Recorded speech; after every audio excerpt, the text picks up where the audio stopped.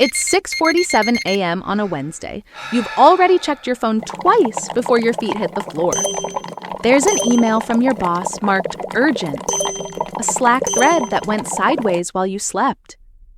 A calendar notification reminding you about the presentation you're not ready for. And here's the thing. You did everything right on Monday. You had a plan. You felt focused, but somewhere between then and now, the week turned on you. You're not behind because you're lazy. You're exhausted because you've been fighting battles you were never meant to win. What if I told you that a Roman emperor, ruling during a plague that killed millions of his people, figured out exactly why you feel this way? And what if the solution he wrote down in a journal he never meant anyone to read could give you back the clarity you had on Monday morning? Welcome to Book Takeaways for Professionals. I'm Sophia. And if you're listening to this on a Wednesday morning feeling like the week is happening to you instead of you shaping it, this episode is specifically designed for you. Here's how this show works, especially if you're new. Mondays are about decision-making and leadership strategy. We explore the mental models that help you avoid the traps your brain naturally falls into when the stakes are high. But Wednesdays are different. Wednesdays are about emotional resilience, mental clarity, and sustainable performance, because by now, your willpower battery is drained. Your patience is thin, and another productivity hack isn't going to fix what's actually happening inside your nervous system. Today, we're launching the Wednesday series with Meditations by Marcus Aurelius, not as ancient philosophy you study, but as a framework you use this morning, this week, when everything feels like it's slipping out of your control. Segment 1, Why Wednesday Matters and Marcus Aurelius. The Wednesday fatigue problem. Let me tell you what's actually happening to your brain by Wednesday. Every decision you make, even small ones, depletes your prefrontal cortex. That's the part of your brain responsible for executive function, impulse control, emotional regulation. By Monday night, you've already made hundreds of micro decisions. By Tuesday evening, you've absorbed criticism, navigated conflict, managed other people's emotions on top of your own. By Wednesday morning, that battery is running on 20%. But here's what makes Wednesday particularly brutal. Emotional fatigue compounds faster than cognitive fatigue. You can push through mental tiredness with caffeine and sheer force, but emotional depletion, that's different. That's when you snap at someone who didn't deserve it, when you overreact to feedback, when you lie awake at 2 a.m. replaying a conversation from Tuesday that you can't change. You become reactive instead of responsive. You ruminate about things that already happened or haven't happened yet, and the week stops feeling like something you're navigating. It starts feeling like something that's happening to you. This is not a personal failure. This is biology. Marcus Aurelius, the credible source. So let me introduce you to someone who understood this problem 1,900 years before neuroscience could explain it. Marcus Aurelius became emperor of Rome at age 40. He inherited endless wars on the frontiers, a plague that would eventually kill 5 million people, political conspiracies, military camps where he slept on the ground despite chronic pain. He lost friends in battle. He buried multiple children. By every measure, his life should have broken him. But history remembers Marcus Aurelius as one of the most ethically grounded, emotionally stable leaders who ever lived. He ruled for 19 years and never once became the tyrant that absolute power usually creates. How? He figured out a single operating principle, and he practiced it every day by writing in a private journal he called To Himself, which later became the book we know as Meditations. His principle wasn't complicated, but it was radical.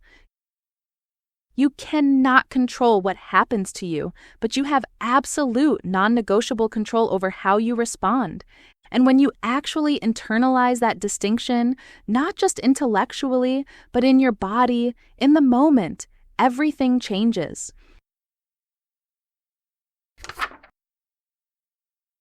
Segment 2, the Dichotomy of Control, Core Principle. The framework explained. Marcus divided the entire world into 2 categories, and once you see this, you can't unsee it. Things within your control. Your thoughts, your interpretation of what happened, your effort, your preparation, your integrity, how you show up when things go sideways, the questions you ask, the values you refuse to compromise, basically your mind and your choices. Things outside your control. Other people's opinions of you, outcomes, whether your proposal gets approved, whether the client responds, whether your team delivers on time, your boss's mood, the economy, traffic, what happened yesterday, what might happen tomorrow, everything external. Now here's the insight that will change your Wednesday and maybe your career. Suffering doesn't come from the event itself. It comes from your judgment about the event, combined with your desperate attempt to control things that were never yours to control in the first place. You gave a presentation yesterday. It didn't land the way you hoped. That's a neutral fact. It happened. It's over. But then your brain does something. It assigns meaning. I'm not good enough. They don't respect me. I'm going to lose this opportunity. And then you spend the next 48 hours mentally replaying it, trying to rewrite history, catastrophizing about what it means for your future. That's where your Wednesday exhaustion is coming from. Not from the presentation itself, from the war you're waging against reality. Marcus writes, "Take away your opinion, and there is taken away the complaint. The event is neutral. Your interpretation is where the suffering lives." Connecting to decision fatigue. Now let me connect this to why you woke up tired this morning. Since Monday, you've been making decisions about outcomes you fundamentally do not control. You've been worrying about whether the client will respond favorably, whether your idea will get approved, whether your team will deliver, whether your manager noticed that thing you said in the meeting. Then, and this is the killer, you blame yourself when the outcome doesn't match what you wanted, even though the outcome was never actually in your control. Your nervous system is now running 2 simultaneous battles. Battle number 1, the actual work, the projects, the problems you're hired to solve. Battle number 2, the futile attempt to control outcomes, other people's reactions, and circumstances that are fundamentally outside your jurisdiction. And when battle number 2 doesn't go your way because it can't, you interpret that as a personal failure. This is why you're exhausted. Here's what Marcus figured out 1,900 years ago. If you stop fighting battle number 2, you free up enormous energy for battle number 1. You channel everything into what you can actually control.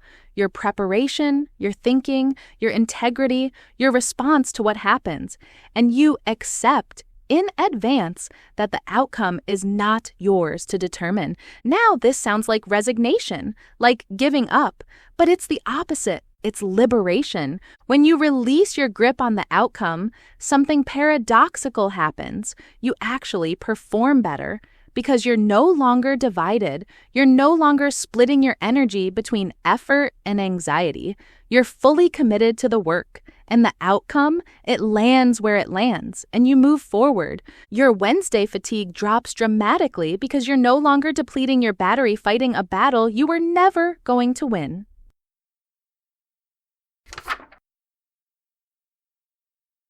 Segment 3, how this applies to your week.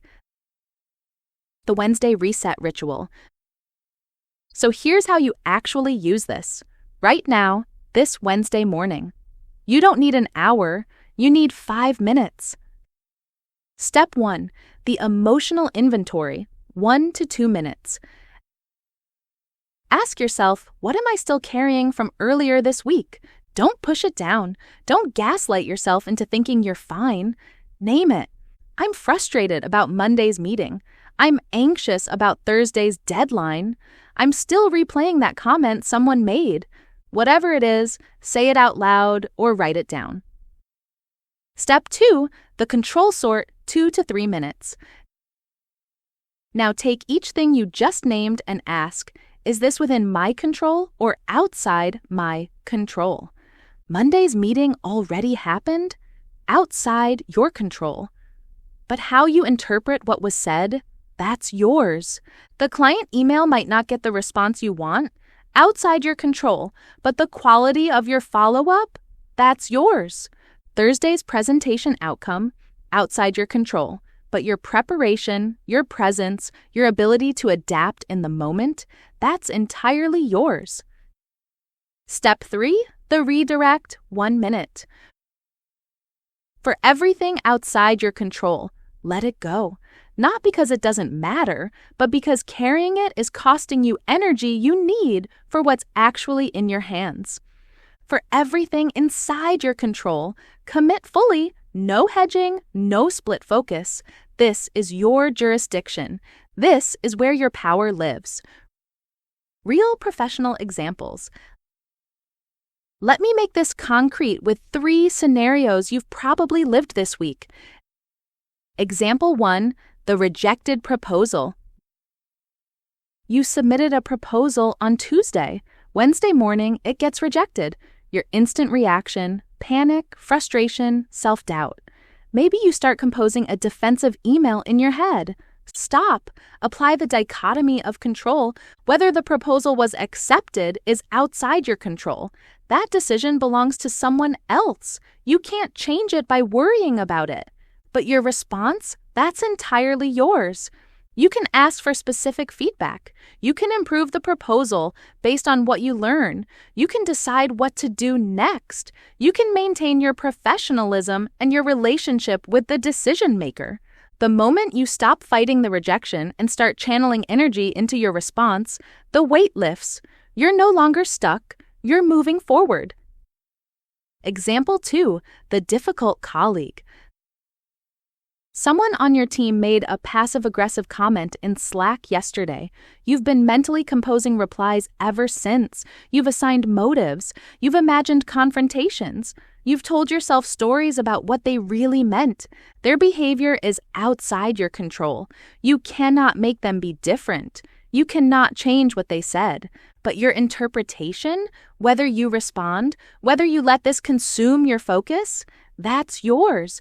You can choose to address it directly and professionally. You can choose to let it go. You can choose to focus on the work instead of the drama. The moment you realize their behavior is not your responsibility to fix, you stop bleeding energy. You redirect it to something productive. Example 3, the high-stakes presentation. You have a major presentation tomorrow. The outcome, who shows up, what they think, whether it leads to the opportunity you want, is completely outside your control. But your preparation, your presence, your ability to respond to what comes up in the room, that's entirely within your control. So you go all in on preparation. You rehearse, you anticipate questions, you clarify your thinking, and then you tell yourself, the outcome is not mine to determine. Tomorrow, I'm going to be fully present and respond to whatever happens. This is paradoxical, but it's true. By accepting that the outcome isn't yours to control, you actually improve your chances. Because you're not performing while simultaneously trying to control how people react. You're just present, just responsive, just you. Recap and key takeaways. Here are the 3 things I want you to hold on to from today. Number 1, Wednesday is your critical reset point. Your brain is fatigued. Emotional fatigue is worse than cognitive fatigue. That's exactly why this episode exists, to give you permission to stop, sort, and redirect. Number 2, the dichotomy of control is elegantly simple. You control your judgment, your effort, and your response. Everything else, outcomes, other people, circumstances, you don't. Once you internalize this, you stop expending energy on battles you can't win. Number 3, understanding isn't enough. You have to practice this, which is why we've built something specifically for you. The 5-minute Marcus Aurelius morning ritual bonus offer. We've created a resource called the 5-minute Marcus Aurelius morning ritual for professionals.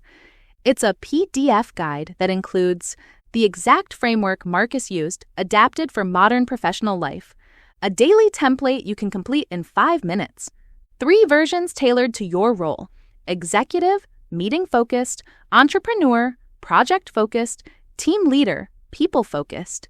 The moment you practice this for 3 consecutive days, you will feel the difference. Not because it's magic, because you'll have actually practiced the dichotomy of control instead of just understanding it intellectually.